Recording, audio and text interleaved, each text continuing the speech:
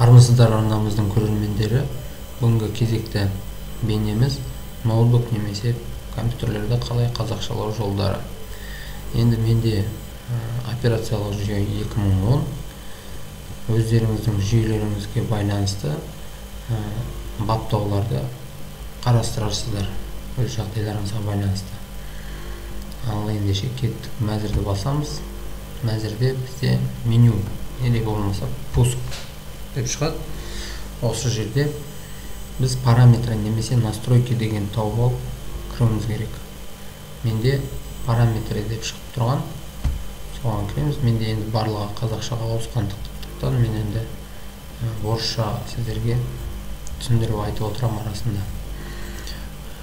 Время и язык деген батырманы тауып аламыз тізімнен. Және де осы жерде біз язык дегенге кіруіміз керек. Бірінші кезекте орындайтынымыз біз тілді қосып алуымыз керек. Яғни сіздерде язык, добавление языка деген болады. Соны таңдаймыз. Алдарыңыздан шыққан тізімнен алфавиттік кезек бойынша Қ әрпін тауып аламыз.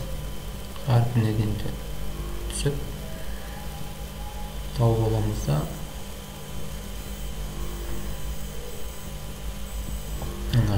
қазақ деген таңдаймыз. Өздеріңізге ыңғайлы, мысалы біреулерге қырғыз тілі керек болуы мүмкін деген сияқты. Таңдағаннан кейін менде енді сұр болып тұр, өйткені менде қазақ тілі таңдалған. Таңдалғаннан кейін далее деген шығады, соны басасыздар. Сол кезде сіздерде мына жерде қазақ деген тіл қосымша пайда болады. Одан кейін Windows язык дисплей Windows деген жерге бізде қазақ тілін таңдауымыз керек. Осы жерде шығады қазақ тілі, қазақ деп. Оған дейін шықпауы мүмкін. Қазақ деп таңдаймыз.